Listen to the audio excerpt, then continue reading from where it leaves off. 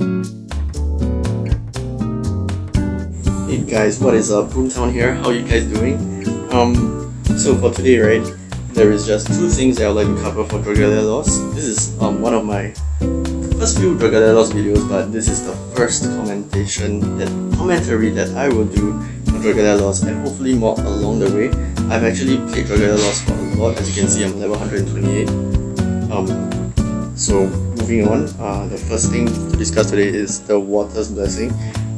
Well, as you can already tell, there is no audio behind. That's because everything in Dragalia Lost is copyrighted except for the buttons. So I'm sorry that there is no music for now, and you probably could hear a dog a distance away. Ignore them. Okay, so the thing is, Water's Blessing. So this banner lasts for like I think 7 days. Should you or should you not pull for this banner? So that's the big question, right? So basically, don't just refer to this. It's not just two characters and one dragon. You actually have all the water types. They are all increased in their rates, as you can see here. And all the water types, even the 3 stars as well. Okay, so with that out of the way, should you or should you not pull for this banner? The answer lies in whether or not you have... Oh man, the dog is going crazy. The answer lies in whether or not you have already completed your Hybrid Builder. If you have, and you have a stable character and a stable lineup, a bunch of friends who can help you clear it consecutively, then the answer is probably no, because you want to save up for perhaps the next banner, which would be probably a limited banner, given that it's the half anniversary event. It may or may not be limited. Oh no, I need to...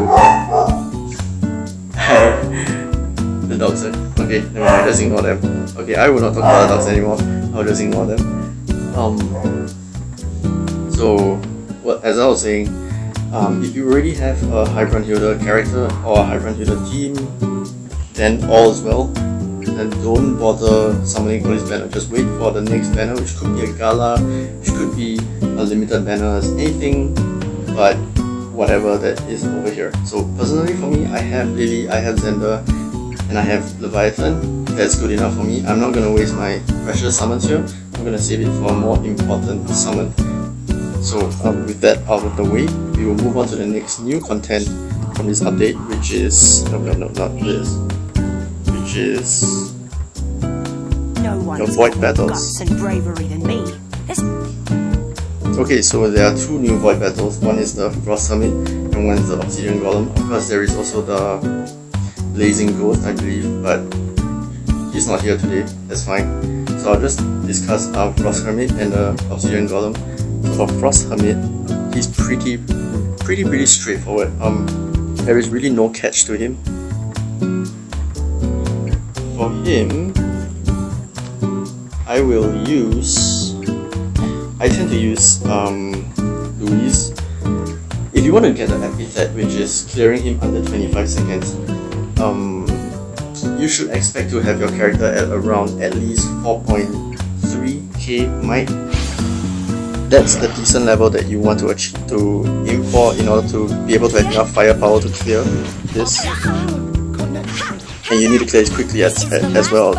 That's why you need that power. I was able to clear this under 20 seconds with a bunch of 3-star players as well, but that's probably because my team had some really strong Meridals as well, like 4.8k and stuff like that. And to add, my Louise is also quite strong. She's at 5.5k, but she's not DPS build. She's actually built with high mid-guards armor. So yeah, as you can see, high mid-guards armor. So if you guys need a video on how to do high mid, just let me know in the comments down below, but I'm pretty sure there's already a lot of content regarding this. So just let me know if you really need it. If you think that my explanation would be clear enough, then yeah, I may or may not do it. But HMS is... yeah, it's like every single database you need is everywhere regarding HMS right now. Okay, so that's it for this Frost Hermit, basically just get like 4.3k might. I'm not putting a lot of emphasis on this Frost Hermit because he's really that easy. Just make sure that before he reaches overdrive, he will split into 5 copies. So when that case, before that happens, right, make sure to CC him and he's pretty much done. Also, one thing to add about Frost Hermit, Maribels aren't exceptionally the be-all and all for Frost Hermit. I know people might think that Maribel is really great because she has 100% skill prep, but that is not the case for this because within 25 seconds, pretty much any single character in the game could have their S1 or S2 fully charged. So like my Louise, she was able to cast her first and second skills within the first 25 seconds. So I assume I was able to achieve that because I usually could. So yeah, you don't really need a Maribel. Instead, you should be focused on just really raw damage and whoever can bring in the most damage. Louise is pretty good at that, so if you have her, feel free to use her, she's perfectly fine. Okay, moving on to Obsidian Golem. This one is a little bit tricky because of the dull effect that he does. So I'll put a little bit more emphasis on this guy. Dull. Okay, so he has a few moves. The first one is 2 hands up with both of his arms up, and then there is a telegraph in front of him. That's just a frontal smash. That's all he does. It's just a front damage. Of course, he applies dull. And the next attack that he has is with 1 hand up and a telegraph in front of him. That is him getting ready to cast the most annoying skill that he has. Period. That is I would call that the oh no, my private life is creeping out on me. I'll call that the projectile attack. That will be a projectile attack because he will use 1 hand to slam in front of him and he will drop projectiles all over the screen following your character. So that one, you either need to have your skill ready or you need to be able to get out of it ASAP. And the next attack would be 1 hand up without a telegraph in front of him. The telegraph is that red circle that you see. It's like your like some AOE marker. Yeah, that's called a telegraph. Yeah, for the next attack, it's a 1 hand up without a telegraph. That is the T attack. So when he does that T attack, make sure you're in the correct quadrant so that you do not get hit by the T. And he also has a charge, but the charge is pretty straightforward. He just ducks down and he gets ready to roll. It's really obvious. That's one of the most obvious moves that he has. Okay, so I'll do solo. I cannot clear him solo, of course. It's really quite ridiculous. But I will show you his moveset. So from what I've said, I think it's like 4, if not 5. He also has that typical forward punch without a telegraph. It's just a normal attack. So yeah, okay, so he starts off with that normal attack. Like so, dodge behind him, and then now he's gonna do a frontal smash. And now he's gonna do that annoying projectile attack. So just get ready your S1 so that you dodge that.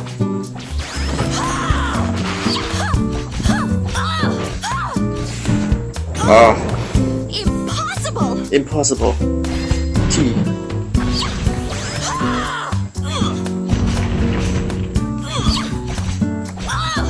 Okay, this is an annoying projectile attack.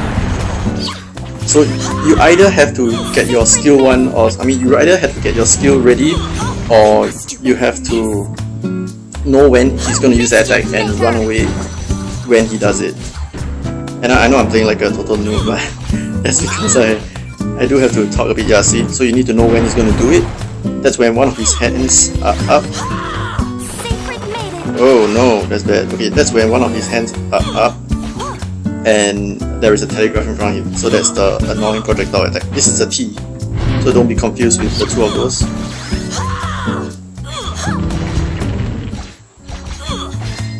This is the annoying projectile attack again.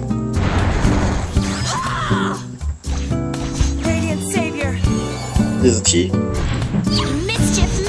You can avoid all his attacks with skills, so do keep that in mind.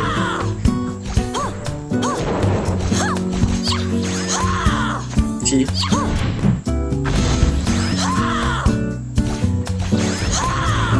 Oh yeah, he has this unavoidable.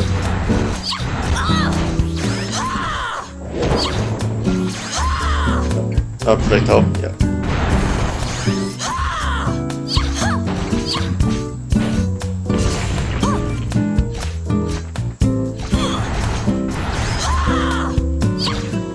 T.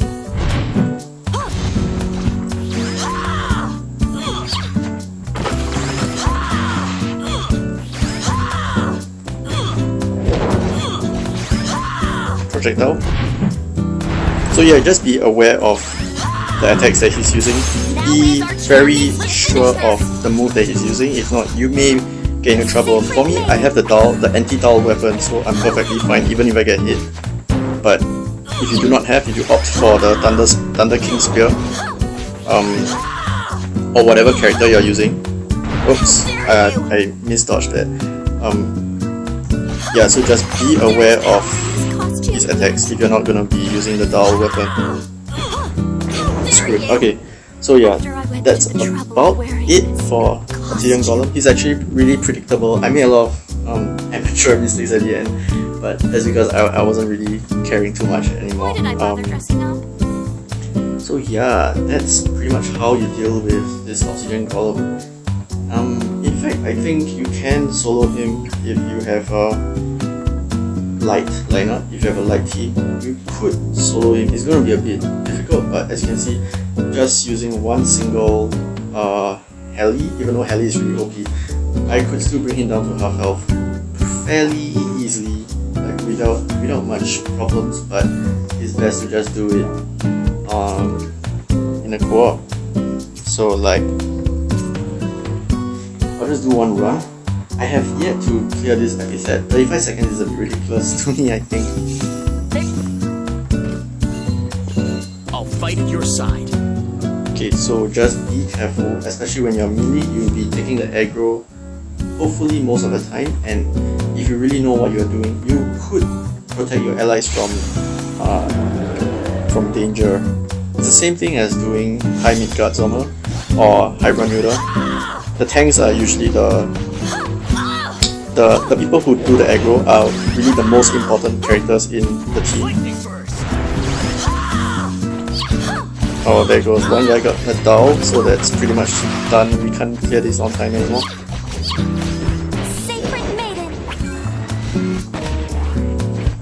T.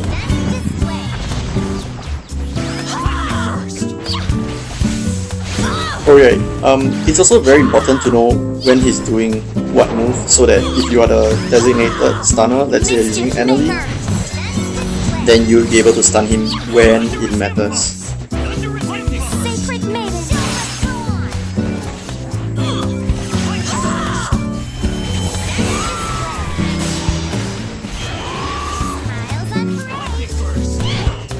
I'd say that we were doing pretty alright, but yet it still took us 55 seconds, so it's a bit of a scratch, I think. I believe we are not supposed to be using the anti-Dal weapon. I believe that we are supposed to use the standard 5-star weapons and really get good around this boss. I'm still unsure how to get that 35 seconds epithet. I will try it and I'll let you guys know. Okay, with that said, this concludes my video for its content. If you find these videos helpful in some way, do subscribe to my channel so that you help the growth of my channel. As you can see, I'm not sure what you can see, but it's like 11:23 PM. It's a late video today because I have to wake up early tomorrow, and I usually do my videos in the morning, but not for tomorrow because of my commitments. Yeah, I tend to do my videos right before I leave the house. So yeah, if this video was helpful, leave a thumbs up. Let me know in the comments down below whether you have decided to summon in this banner or not, and if you did, tell me what you got. I'm really curious to know how many players are there out there who are still lacking water types, because Iron Hero has been around for quite a while. So that's about it. Thank you so much for watching, and I will see you in the next one.